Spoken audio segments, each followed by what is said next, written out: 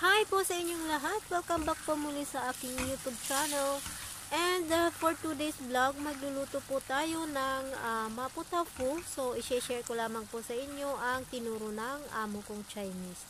So, ito po yung mga gagamitin natin. So, maghiwa po tayo dito ng ilang piraso ng bawang. Ayan.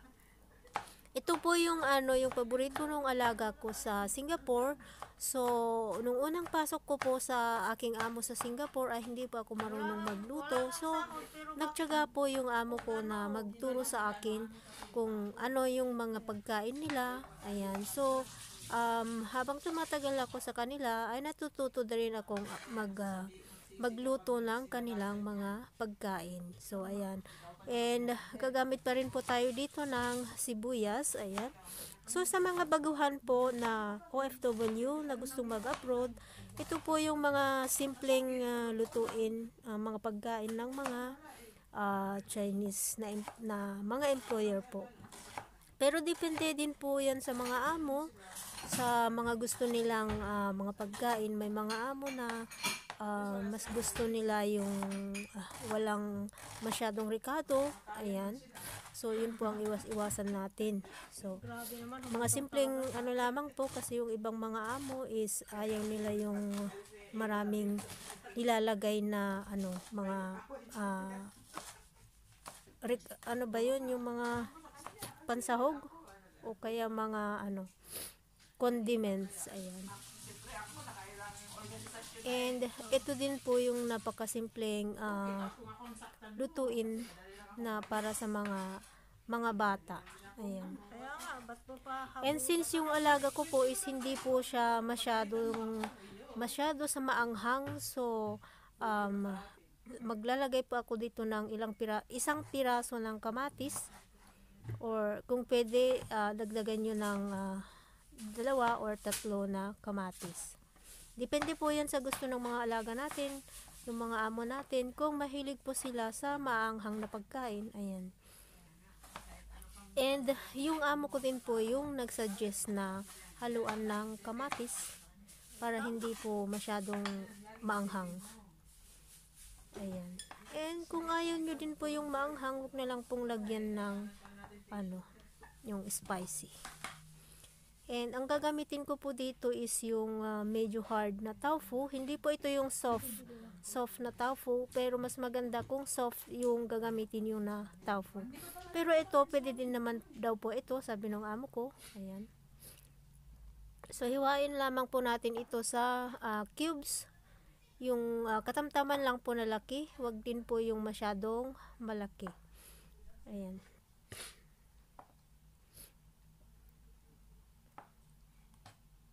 And sa mga baguhan din po ng mga OFW, wag po kayong matakot na hindi po kayo marunong magluto, kasi may mga amo din naman po na mababait na matyagang nagtuturo po sa atin kung paano magluto sa kanilang mga pagkain. Ayan. So sa tagal ko po sa amo ko, marami po akong natutunan na mga luto nila. And pwede ko din po itong i-apply sa ibang mga amo. Ayan.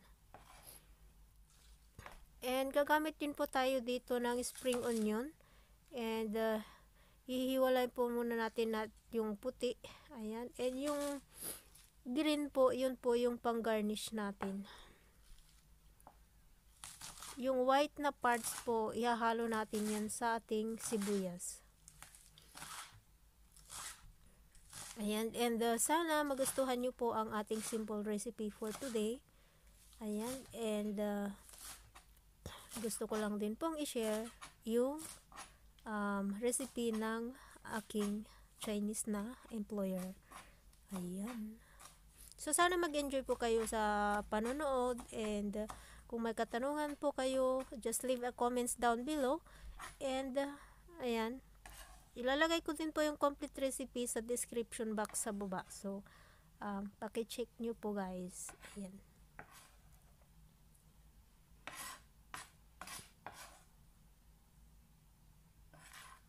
And kung bago po kayo sa aking channel at hindi pa po nakasubscribe, pwede nyo pong i-click yung subscribe button sa baba, and pakiclick din po yung notification bell para updated po kayo or ma-notify po kayo whenever meron po tayong bagong upload na video. Ayan, at uumpisahan po natin ang ating pagluluto. So naglagay po ako dito ng about 2 tablespoon of cooking oil, and then gigisahin po muna natin ang ating sibuyas ng 30 seconds. Ayan.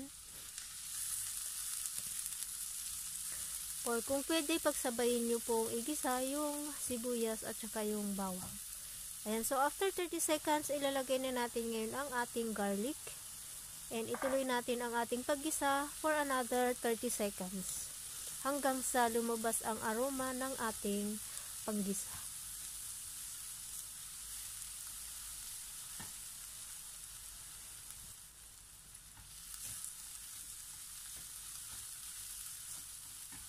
Shoutout po sa inyong megalove, shoutout po sa inyong lahat, sa lahat po ng nanonood ng aking video.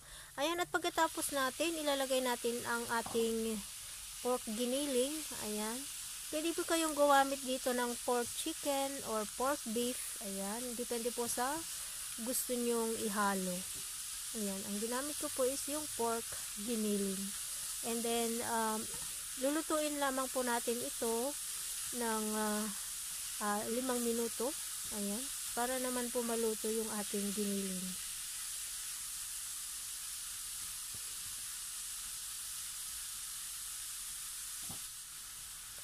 And palambing din po guys, paki-share po ang ating video for today sa inyong mga social platform. Ayan, maraming salamat po.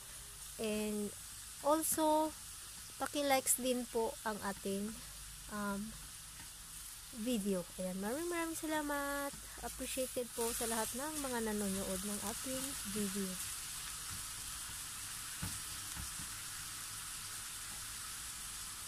And now, ilalagay natin ang ating kamatis. And tuloy lang natin ang ating paggisa. And halu-haluin lang po natin para mag-combine po lahat ang ating mga ingredients.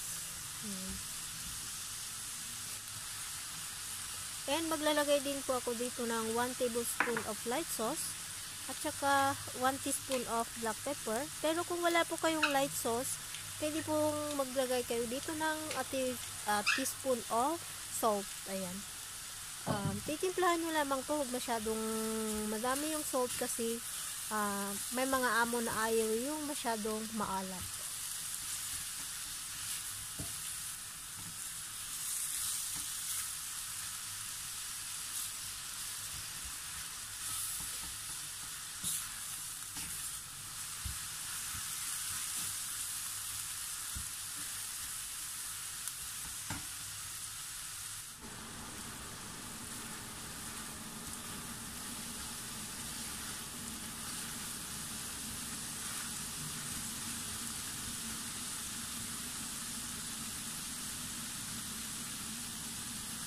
And ngayon, ilalagay na natin ang ating tofu.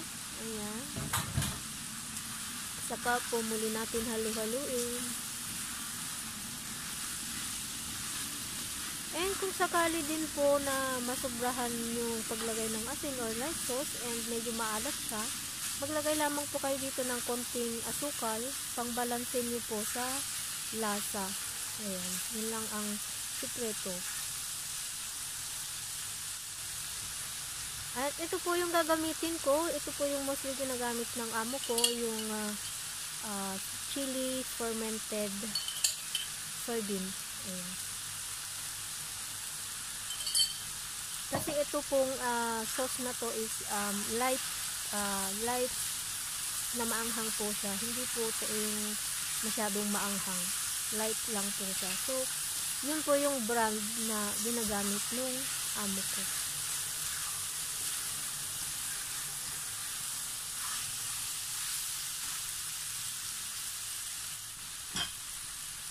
At saka po tayo maglagay dito ng konting tubig. Huwag po masyadong marami kasi magtutubig po yung ating tofu.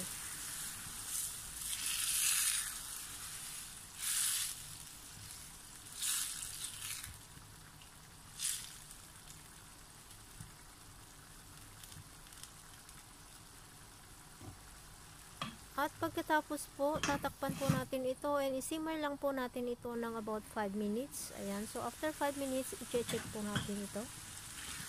Saka po muli natin itong haluin. And, ayan. Medyo okay-okay na yung ating maputaw po. And ngayon, ilalagay na natin ang ating last na pang-garnish natin, yung spring onion. Ayan.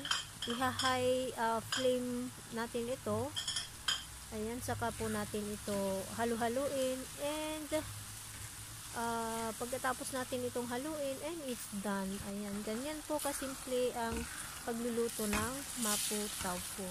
Ayan po. Sana nag-enjoy po kayo guys, and kung nagustuhan niyo po ang ating video for today, kindly give me a thumbs up, like and share and comments po sa ating video for today. Ayan. Thank you so much guys, and see you soon. Bye bye. God bless.